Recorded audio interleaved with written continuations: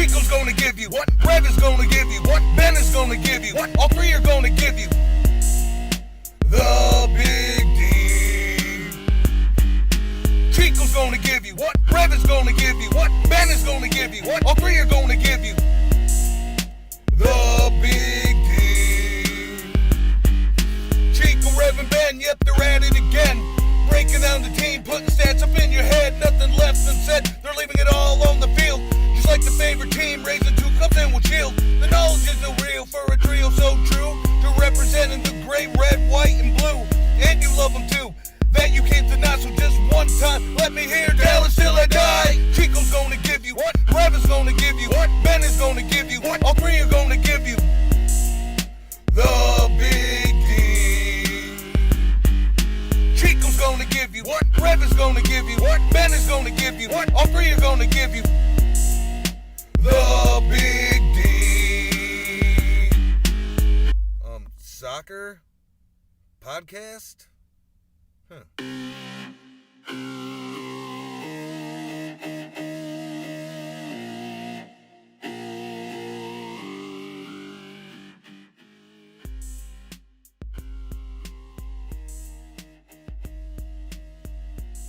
Tonight on Big D After Dark, we break down FC Dallas's disappointing, frustrating draw at home against Houston in this first of the Texas Derby series. Wasn't exactly fireworks and cannon fire in this one, though Dallas did claw back from a deficit to get the point at home. What can we learn about this team? What's this team going to look like going forward? What's not working? Join Jose and I as we break it down this evening and take your questions live. Welcome to Big D After Dark.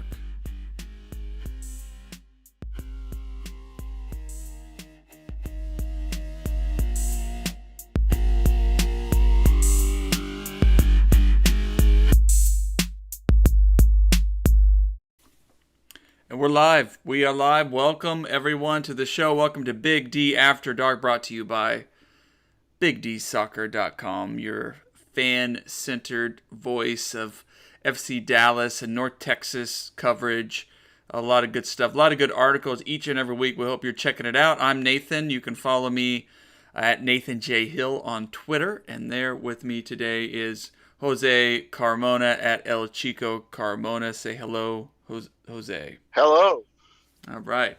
Good to have you all. Ben is taking a couple of weeks off, so we'll be missing him. We'll be bringing in some other voices in the weeks to come if all works out. And so we'll be mixing it up a little bit. But, of course, you are part of the voice. If you're a viewer with us, you're watching, if you use the comments on Facebook or YouTube or Twitch, and you have a question about FC Dallas, you have a reaction to the draw at home against Houston, we want to hear it. We'll throw it up. You'll change and shape our conversation this evening. So give us your reaction. Thank you for joining us. So yeah, let's get to it. FC Dallas welcomed Houston to town at a game at home, and a penalty. Dallas gave up a penalty. It is sort of an own mistake. Gave up the goal to Houston and then had to sort of fight back. But were able to get a pretty cool goal from Obrian, and but that's where it stood. Despite Dallas pushing pretty late and pushing hard and making a lot of changes to the lineup, they were unable to get the go-ahead goal. A disappointing result, especially against your rival, your in-state rival, and especially coming off of a 4-1 win at home against Portland. We thought maybe this team was ready to unleash its offensive ability, and yet, no. It was kind of a disappointing result. So let's talk about positives from the game, and then let's talk about the things that this team still needs to work on. Jose, why don't you get us started with some positives? Well, positives, you have to like the fact that Obrian has scored twice now and looked good doing it, which is what he was brought in to do. He came in with a reputation as a scorer, and in the preseason he was, overshadowed by how well Vargas was playing. But of the two, Obrian was the guy that came in with with the proven record of being a scoring player, and so far, to me, he's living up to the hype. I'm very happy to see that, and mind you, he's still getting acclimated. So if he's doing this good now, hopefully it's just the tip of the iceberg, and we'll see more of that going forward.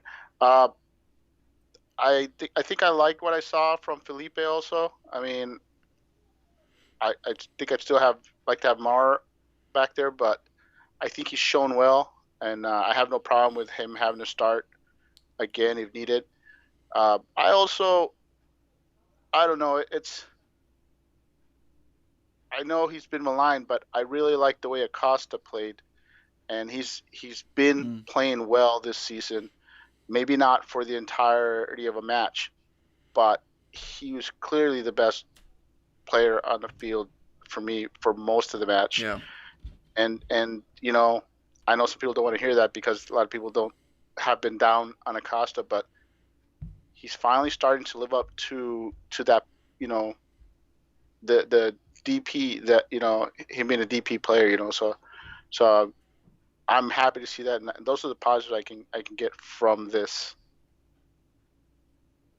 Yeah. Well, and I can I can jump on some of those too. I think you're speaking clearly that there were some positives, that there were definitely some things for FC Dallas to build upon in this game. I mean, they showed fight. They showed to get their way back into the game, and they showed some urgency again. I think Lucci is getting more comfortable with his subs and some possibilities to bring off the bench. We saw Ashun make his debut, and he was active, if not quite really in sync with the team. It'd be good to see what he can bring. Yeah. I thought the lineup was pretty strong. Munjoma is growing in that position on right at right back. I think we may not see till midseason if he can really unleash some spectacular stuff as his confidence grows. But overall, I mean, there's a good number of homegrowns got minutes. They got the team pushed. There were some positive ideas, but I still think. Well, we'll get to the negatives there too. But yeah, I like Obrion's goal. I like some of the subs. I like some of the FC Dallas has potential to be really deep this season with the number of homegrowns and just the positives were the young players getting minutes, which will pay off later. And you're right. Like it just mixes things up. It makes the coach's life harder. And this week I'll probably, if I get a chance to ask Lucci a question during the media call, I'm going to ask him about these lineup choices that he's having to make, seeing how many players. But let's shift over. How many players he has available that could really impact the game. But let's shift over to the negatives. Let's shift over to the things that this team still clearly needs to work on. And probably leading off that conversation is Franco Jara, right, Jose? Absolutely. Absolutely. I'm not about to break into my Ben impersonation, but it's frustrating. You're hoping that this will be the week that he breaks out and does something, but we're not seeing that. And it's easy to blame it all on him, but he's simply not getting the touches. I think, I don't know how many touches he had, but it wasn't much. I think he only had like 10 passes in the game. And a player like him needs more touches than that. But at the same time, when he has gotten the ball in a position where he can do some damage, he has failed to deliver in those few opportunities that he has had. And I think it's getting to the point where the fans are rightfully frustrated with what they're seeing from their number 9. So yeah, I mean, but that's an easy one to pick on. I mean, I think the other negative was, like you said, there was a failure to consistently connect on between the players. I think, believe it or not, Vargas and Munjoma were two of the players that really struggled passing the ball around, which is something that FC Dallas likes to do, those quick hit passes. Mm-hmm. And when that breaks down, it discombobulates the attack. And Vargas was probably either the worst offender out there. with Manjoma. But Manjoma is learning, so like you said, Yeah. we've got to expect him to struggle Sorry. early. His main thing should be to focus on defense, and then hopefully as the year progresses, he'll get more involved in the attack as he gets more comfortable there. We saw it from Reynolds, we saw it from Cannon, and we'll see it from Njoma, and hopefully it pays off. But and the third thing, of course, is it's the dumb penalty kick. That's the third dumb Deadly. penalty kick. Flat out dumb penalty kick that we've had in in 3 matches, and it's so frustrating for a guy like Brisson, whose reputation is that he'll play great for the majority of the match, and then he'll have a knucklehead play somewhere that hurts the team, and that's frustrating to see from him, considering he's been probably the best defender. Yeah. To begin the season, and that's all that people are gonna remember is like, yes, but he gave up that PK against Houston, and they're right to be upset about it too. That's right. I asked him about that this last week and everything. Great guy to interview, great guy to talk to, great energy, a real leader, happy to be in Dallas, happy to be a part of this team. And he acknowledged those things happen, and they do happen in soccer. They happen to the best players sometimes who make a mistake, who just get to a play late or get in an awkward position. But yeah, it's just tough. It's starting the game with a deficit in a way, although it's not quite that. But it's like if it's just making life harder for you when it's already been hard enough for this team to get things going, and they're still trying to gel and get players connecting and get the ideas that Lucci has on paper.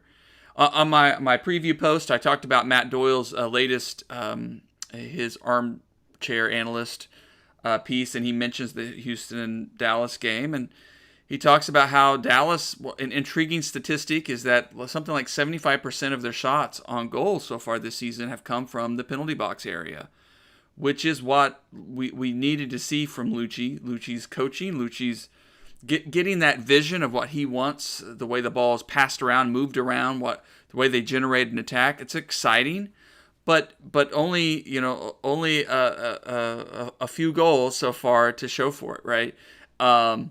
And so, right. 6 goals I think so far in the season. So, you need to get some higher. You need to get some of those shots to go in to get across. You need to be more creative. So there's work to be done up top, and the question is going to be: is Hara the solution? Jared Tilley, one of our site contributors, just suggested that that Lucci has this idea for how he wants to play, but maybe to get the most out of Hara means to switch it up some, to go with 2 strikers up top or something. Figure out some way to play to Hara's strengths. We know the guy has quality. He has a track record of success in scoring goals. It's crazy that he's been struggling so much. But on the other hand, he's being asked to play in a system where it doesn't suit his strengths. He's just slow. He has definitely skill and smarts, and we see it out there. We saw it in the assist last week, which was great. Maybe he's a super sub for this team and that veteran presence who's going to push the game late. But I tell you, would he be willing to accept it? Would he be willing to accept that? Yeah. Exactly. I mean, that's one of the headaches of being a coach at the highest levels is you got to, Lucci has to learn to deal with these situations. You got your guy that was brought in to be the star player, and he's not living up to his potential. Maybe it's your system. Maybe it's him. Probably a little bit of both. It's probably somewhere in between lies the real answer. And Lucci has to figure it out. And maybe that 2 striker formation, maybe that's more possible once once Ferreira returns, and then maybe again. We're just being hopeful here. We'll see that helps Hara going forward. But, I think most fans are losing their patience, and I'm afraid there's no relief in sight. Hara and Lucci have to figure something out to get it to work. Otherwise, we're starting to sound like a broken record and just repeating the same complaint every week. Mm. Yeah, it's a tough. I don't want to be a broken record on this. I'm not totally against Hara being on this squad at all. I think he can have a role to play, but we just got a lot.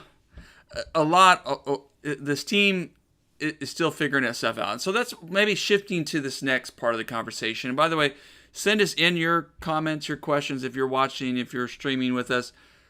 Let us know what your reaction is on Hara, what you saw that was positive on Saturday, or what you saw that needs work. But before I get into the next question, the other piece I was going to say is I think Houston, this is a different team. This is a different team than we saw with Cabrera, and that has really struggled the past few years. I think Tab Ramos he doesn't have a lot of things to work with, and he's a smart soccer guy. I think he's getting some life out of these players. I think they're going to compete in spots. I still don't know that they're that much better than they were last year, but they've got, they can make some noise perhaps as we go down the stretch. They can ruin some people's plans. But like one of his things, it seemed like he really had them key on Ricarte. And so when Ricarte got the ball, they really had players collapse around him. And I think it made it harder than for Dallas to do some of the things that they were able to do against Portland, and for Ricarte to find the space to be successful. So that raises the question too of just, again, how do you tweak, how do you open it up? If they're going to target Ricarte, who's going to be that person to help get the attack going forward? Is that Tanner? Is it Acosta? And so they have work to do around that. And so I think that's the next question, is just kind of what's your temperature? So those of you who are watching, what's your temperature on this team?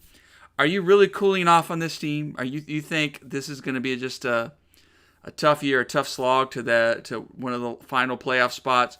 Or you still feel strongly about the upside of this team to really put together a run, to put the right pieces in place? They've got guys like Schoen and others. They got Ferreira coming back, Cervania maybe coming back from his loan in Europe. There's some great quality pieces that are going to continue to be in the mix. We may see some more shift of the lineup over the next few weeks to try to find that right mix. Jose, what's your temperature on this team? Well, I think it's too early to panic or anything like that. As far as what can help Ricarte, well, Vargas struggling with his passing hurt, because he's the other guy that could be that sort of playmaker from the wing, and him struggling, that hurts. Of course, the answer is, of course, Paxton. Once we're counting on him to get healthy, and then he's the other guy that can come in and give defenses multiple headaches to worry about. And now that Schoen is here, now you have a guy who's going to be competing for minutes against Vargas. So ideally we'll get the best guy playing there. So Vargas has to perform, or Schoen will take his time. And I like what I saw from Schoen, even for a guy who basically just arrived, got threw on his cleats and went out there and started playing, basically. I mean, you got to like what you saw from the guy, but you got to figure that's only going to get better. So I think that's good, healthy competition there. And, as far as Cervania coming back, it looks like his team is getting relegated, so very likely he's going to be coming back. And they were playing him at right back, so you got to wonder if Lucci will give him minutes there to compete with Manjoma, which would be healthy. Mm-hmm. Would be healthy for the team to have somebody that can actually compete against Manjoma, because I'm telling you, I was shocked when I saw him. I actually saw him play a couple matches at right back, and he looked good. Honestly, he was the most dangerous player on that team at right back, where when he was playing in the center, you couldn't, he was only involved in defense, and he wasn't all that much involved in attack. But once he was moved to right back, that team's attack came to life. And so, I'm intrigued by it, and I'm curious to see if, when he comes back, if Lucci will see if he can push Manjoma. And what's wrong with reinventing yourself? I know, and let's face it, he has quality. He definitely has quality.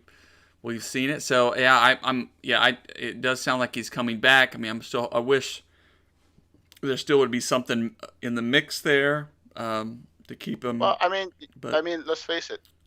you have a clog of talent in the midfield. You're trying to find playing time for Tessman, Acosta, Ricarte, Paxton, Cerrillo, and now you're going to bring in, Jesus is coming back, and then you're going to bring in Cervenia, and don't forget Roberts.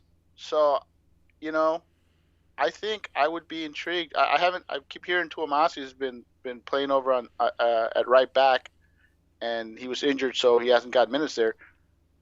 So maybe Cervenia throw him in there and make it a 3-way and see who who rises to the top.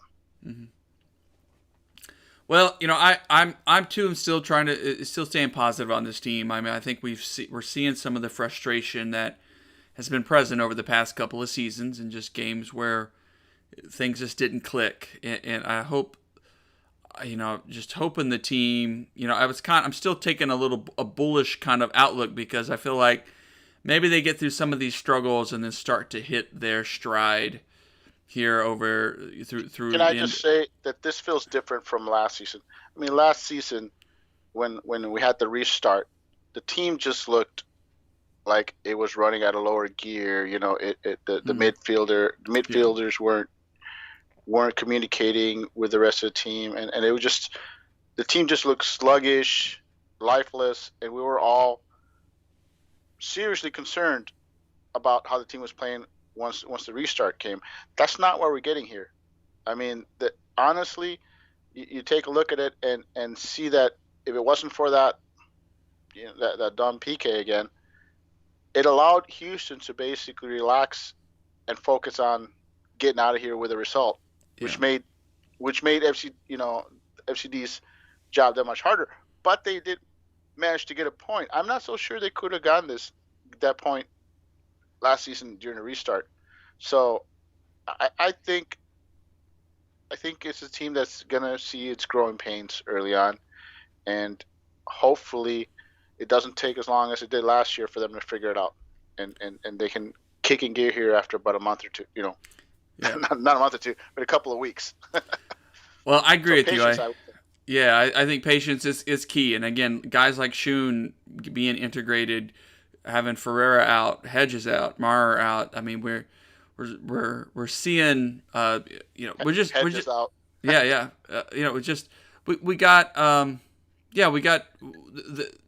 we got some guys out. We got some lineup issues that are still going to be worked through.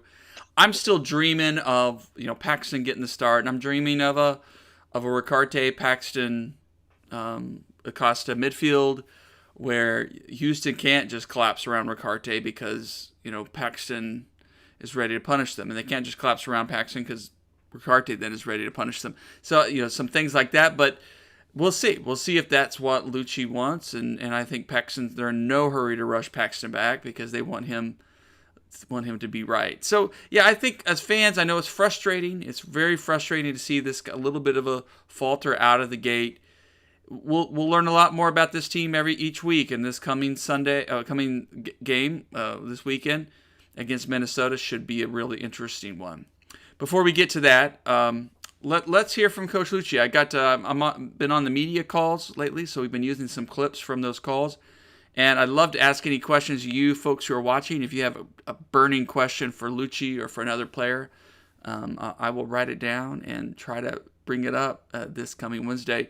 But I asked Coach Lucci about penalties because one of the questions that we were talking about was we saw Acosta take some penalty kicks. We saw Vargas take some penalty kicks for Ricarte, and kind of just figuring out what's that going to be like. And so Lucci had a great response to my question. So let's listen together. So a little bit more interesting question, perhaps. About corner kicks. I know we've seen a couple of different people taking corner kicks over the first 3 games, including looks like Vargas got most of them in this last match, and we had a great goal off of a set piece. So that was exciting to see. What is the competition for corner takers like in practice each week, and are there some other names that we can expect to see get a try there? Is that just based on how they do in practice? Or the specific lineups and so on? Yeah, interesting. I haven't been asked this type of question before, and it's interesting to talk about this topic with media. But yeah, we did a reflection in the off season. We were not happy with our production on attacking set pieces last season. We were better actually in 2019, but we want to get back our winning ways, with set pieces, and especially offensively. We were actually one of the best teams in the league defensively set pieces, but certainly not in the top 20 offensively. So in our reflection, we discussed having a lot of reps, create a lot of repetitions of the actual place kickers, and then creating that competition internally with them, but also giving them support when decisions are made in the game. And some movement in the box and some connections in the box I won't get into. But yeah, you have Andres Ricarte, who maybe doesn't hit it with as much power, but he's pretty accurate. You have Freddie, who does hit it with power, and the ball kind of curves and drops or dips. You have a player like Brian Acosta that has a similar type hit to Freddie, and then you have like Eddie Munjoma, who, he's growing in his development and his opportunities earned, but he can hit a very good corner as well. So those are the options we're looking at, and again, it's a goal. We're happy with it. It helped us win, but that's in the past, and let's see if we can do it again on Saturday. Yeah, love listening to Lucci. I'm glad I asked him a question that he hadn't been asked before by the media, and I'm surprised by that. But hey, and it was interesting to hear Munjoma, and I think maybe that's a wrinkle that explains why Munjoma's starting to kind of make his way into that lineup, and he does because he presents another potential wrinkle to throw or have in the game at your disposal based on if someone else goes off injured or whatever, you got a guy there who could take some free kicks, some corners and things. So yeah, and I think the key takeaway is that Lucci recognized this team needs to do better on set pieces. They generate enough corners, fouls. They've got to take advantage of those. That's how you become a great team in MLS. You take advantage. Sometimes a great set piece corner. I mean, FC Dallas has been on the receiving end of those kinds of things. Can turn your game. Can be everything you need to get a big 3 points away or on the road or at home or whatever. What'd you hear in that, Jose, that intrigued you?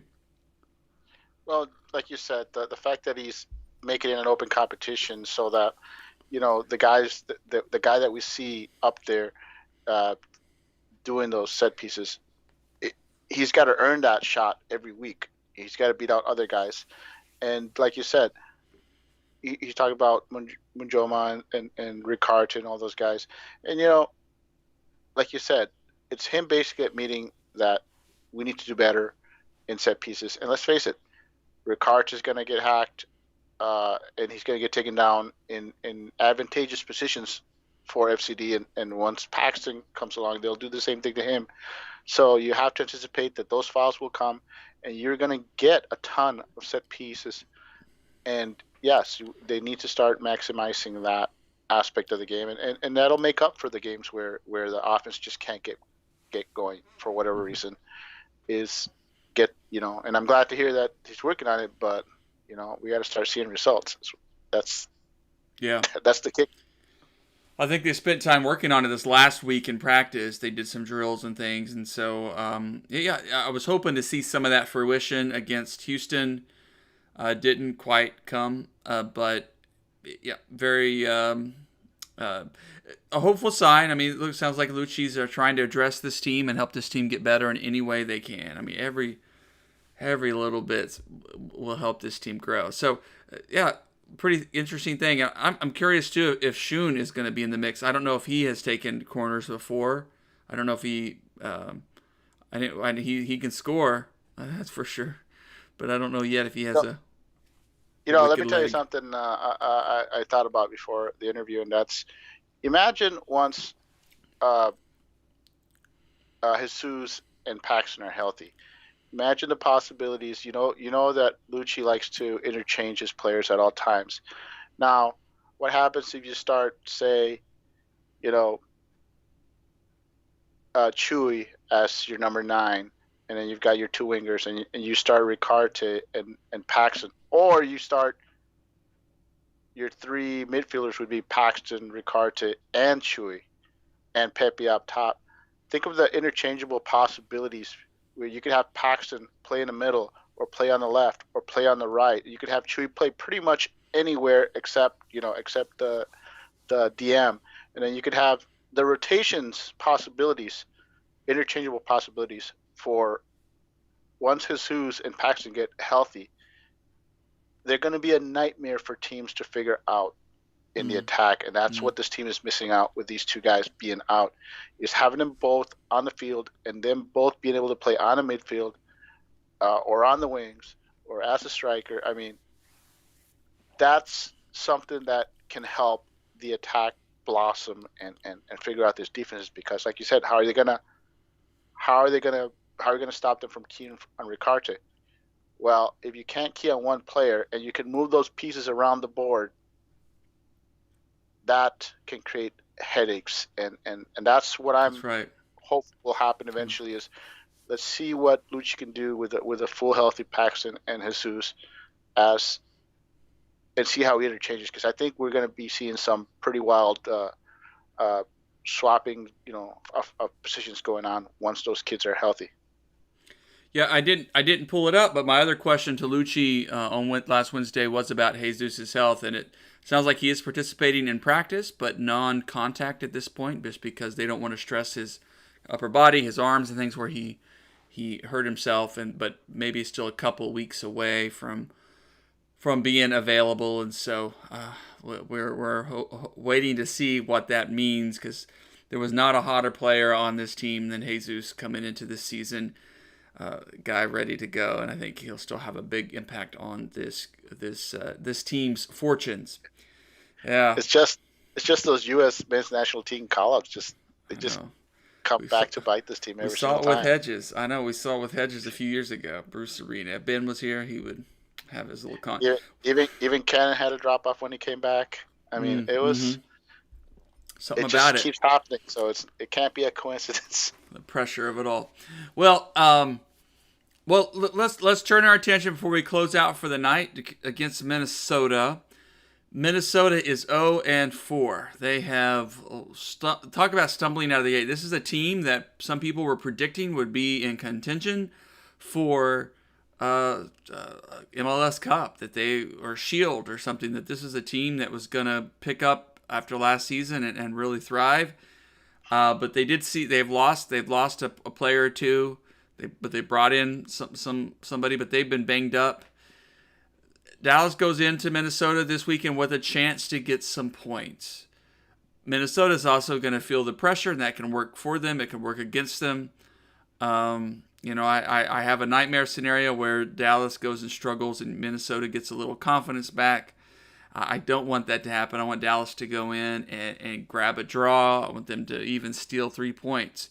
I don't know what to expect at this point, but I think this team has a real chance to make something happen. A wager draw would be ideal. What's your gut on their possibilities this weekend, Jose? Okay, well let me put it this way. Let's take it back to Timbers game where Dallas won 4-1. Let me tell you what I liked about that game, and then I'll tell you about the Houston Dynamo game also. Is that we knew that the Timbers would be overmatched, except in the past, Dallas has struggled defeating teams that they should beat easily. How many times have we gone as a favorite and expecting a big win, and maybe we've eked out, a 1-goal win or had to settle for a draw? That happened quite a bit last season, and I think it's happened a lot in the Lucci's first 2 years. So seeing them go against Portland and just destroying them, that gives me hope that has changed. Let's face it, the Houston result is disappointing, but Houston didn't come in as a wounded team or a team struggling. They came in on a high, and they played with confidence. Now Dallas gets to play another team similar to what's going on with Portland, and that's what I want to see. I want to see Dallas go after them early, often, and just take it to them. Now, don't get me wrong. I guarantee you Minnesota's circling this game in the calendar, knowing that Dallas has a history of playing badly on the road, and saying, "Hey, we got a team that struggles on the road. This can turn our season around." So I don't think they'll be down or pressured. I think they've circled it, and they're gonna say, "Hey, this is our rally the wagons moment right here, early in the season." But I'm just saying they're clearly a wounded team, and Yeah. I want Dallas to go in there, and I don't want them to be, meek on the road playing for the draw. I want them to just go after Minnesota early and see if maybe that team will fold. Yeah. That's what I want to see, and I would be disappointed if Dallas doesn't press early and try to get an early goal. Yeah, the news this week too indicated that Bresson was going to possibly have to return to Brazil in anticipation of his green card, which is good stuff, which opens up another international slot for FC Dallas down the road. But he's not going to go until a little bit later this summer. And if Hedges is ready to go, do we see a 3-4-3 return? I think Lucci may have some options this weekend, but I hope he sticks with the 4-3-3. But I agree with Jose. I think for Dallas they have strong defense, and certainly if that's what Lucci thinks is best, is to go in and park the bus a little bit and try to come out with a 0-0. That's fine. I mean, coaches have to game plan. A point would be a good result, yes. Yeah, but a point you take it. I think he owes us three points from the Houston match, and I think we'd all be happy with 3 points. But yes, I mean, I'm just saying is, I'm not saying I wouldn't be happy with a point. I would. What I'm talking about is the style of play. I agree. I agree. That even if they only do it for one half, I'd like to see Dallas come out on the front foot and put it to Minnesota and see if that team is as fragile as we all think they are. I agree. If Minnesota's in for a fight and they start reverting to what everyone thought they would be, then okay, then you can ease off the front foot. But I still would like to see them go for it.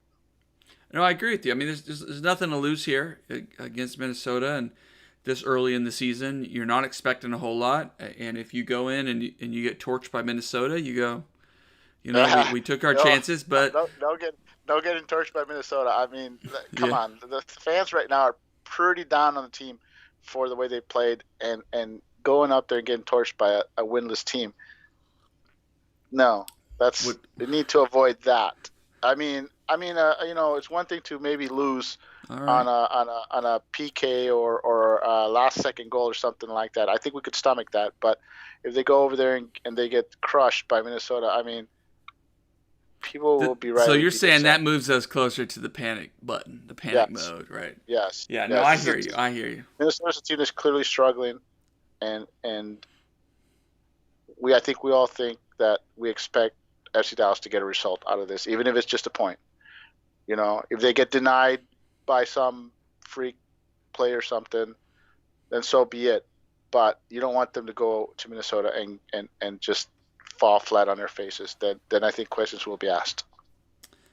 Well, I would say it'd be more like a situation where FC Dallas just goes and attacks and they get just punished a couple of times in counterattacks and that's that. I think that could happen. That could very well happen. That could happen, yes. And I think that's the kind of thing where if they push. So it'll be interesting to see how Lucci approaches this game. But you're right. I think Minnesota's going to feel the pressure, even though they may have circled this date and they may know. I think 4 losses in a row to start the season has not to be surely not feeling good in that locker room. So it will be curious to see how they line up, what they do, what their health is like, and how they tried it. And they were up 2-0 against Colorado at Colorado. And I started watching a little bit of that game, and I thought, wow, okay, maybe Minnesota's waking up. And then they lost 3-2. They just got drilled in the second half. So it may be fitness issues. It may be so Dallas may with this roster depth may have a wrinkle there to bring out and push the game in some ways in the second half and go for it, especially if they're down early. Then what do you have to lose? You go push for that draw. You push for a go-ahead goal. And I think you may be right. I think what we'll actually get is Lucci playing it safe, keeping the game close, and then if the game's still 0-0 or 1-1 or something like that, in the 60th minute, then he'll have them push it. But like I said, we'll see. I mean, I'm not saying they should just go all out crazy, but I'd like to see them come out aggressively, with an attacking intent, a smart attacking intent in the first half, as opposed to waiting out to see how the game, flow goes. Mm. Well, I think I followed Ben's advice, and on my fantasy team picked Vargas, and not too pleased with that. But O'Brien, I think, is a good pick, and I think he's probably a good pick for this week. To think about a guy who could get some success on the road. I started my fantasy football team, and I have not made a change to it since the first week, and I've been afraid to look. Yeah, I should maybe take a peek and make some changes. Yeah. Well, hey, it is what it's. I don't follow it. I just pick guys Vargas randomly. Has been one of my starters that whole time, so I should probably change that. Well, I think too. The other thing I'm looking for is I am hoping Pepe gets another start. I think this is a great game to say to Hara, hey, we're gonna rest you another game. We don't want to push you too much just on this. We'll keep you. We'll bring you in if we need to, but let Pepe run. Dallas did get a result at Minnesota. Was it last year or was it 2 years ago? Yeah, I think it's 2 years ago. You know what? It was a great Cervania. What you tell Hara is don't tell him you're going to arrest him or anything like that. Just say, hey, we're going to play it safe for the first 60 minutes. So let Pepe go out there, keep them busy, and then we're going to hit them hard after in the last 30 minutes, and I want you there for that. That's how I would sell it. We want you fresh in the end when we think they're vulnerable, and that might be a way to get them to go for that. Other than that, Hara starting. Well, there we go. Let's wrap it up for tonight. I mean, we haven't gotten to any North Texas talk, so let's close with some North Texas talk. Yeah. Okay. So I know some people have probably panicked for whatever reason. North Texas off to a 1-2 start, and and I'll tell you right now, both losses has seen North Texas play against two grown-ass teams with men who are big and strong, and it's shown. Greenville went out there and just out physicaled Dallas 2 weeks ago, and then Charleston shows up, and mind you, they were probably the most physical team last year, and the refs let them play, and that is never going to favor North Texas because they're a young, small athletic team compared to these big burly teams. I mean, Chattanooga just beat them up, and during the game I was saying, hey, the refs are letting them play. I think Chattanooga got like one yellow card the whole match, which is ridiculous for how physical they are. But that's also veteran players, knowing when to foul and how to foul to get away with it. And that's what Chattanooga was doing. And North Texas has to get used to that. So I'm not too worried about it. I think, it'll be like last year. It's going to take several weeks for Quill to figure out his optimal rotation. There's still players. I mean, some of these players that they signed have only come in the past week or two. I mean, like Para started. It's only the first game that we got to see him start. I mean, he didn't look all that good. But then again, he's only been a couple of weeks with the team. And you've got guys still coming in that still need to be incorporated. We still got to get to see who they get from the academy. I'm still waiting for Salas and Montes de Oca to arrive from North Carolina. They're still alive. They're still starting for North Carolina. I think they're in the quarterfinals now. Now, I'm not saying it's a guarantee that they'll be with North Texas, but even if they get signed by FC Dallas, they probably get loaned right back to North Texas. And I think Salas, being a defender, is a player that could help the defense with their issues. So right now they got issues. Like I said, that's just give it time. North Texas will figure it out. They have the talent pool to get this straightened out, and they will. They're just gonna struggle with those teams the independent teams have figured out that if they can beat up North Texas and the refs let them get away with it, that's the way to discombobulate the team. And this is why Dallas loves North Texas being in the USL League One, because that's what they want. These young players, if they think they have it rough now, it's going to be rougher than that in MLS. So this is a great learning tool. And if Quill is doing everything right and the team is learning, they'll start winning because they certainly have the talent for it. So I wouldn't panic. It's just the growing pains. It's fun. It's fun to have plenty of soccer to enjoy, even if the results haven't quite started the way we wanted. But hey, there's a lot of interesting talent on this team. There was interesting talent the past couple of years, but let's be real, it's taken, they've lost a lot of that talent. They've had guys move up the soccer pyramid, so to speak, and it's hard to replace that. Talent. Yeah, a lot of raw talent. Walk-on guys who've earned a spot because, the Abilene Christian guy, some guys like that who look phenomenal. The minutes he's gotten. Love has looked great. I mean, you can tell he's green. There's going to be growing pains with this team, and I'll tell you this right now. Okay, sure, they're not going to win the Shield in USL League One, but I guarantee you at the end of the season, there will be a playoff team, and there's not going to be a single of the favorites that's going to be one to square off with North Texas at the end of the season.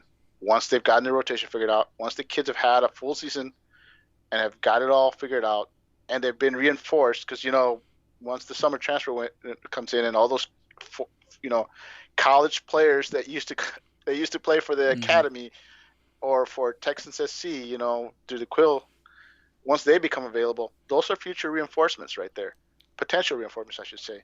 So the resources for North Texas to fix any leaks, there's quite a few right now, the resources are there. Mm-hmm. Just Quill has to figure out what he has first before he can dig into reinforcements. So he's got a team in flux. It's going to take a while for him to figure it out, and then the resources are there to plug any holes. So I'm not worried about it.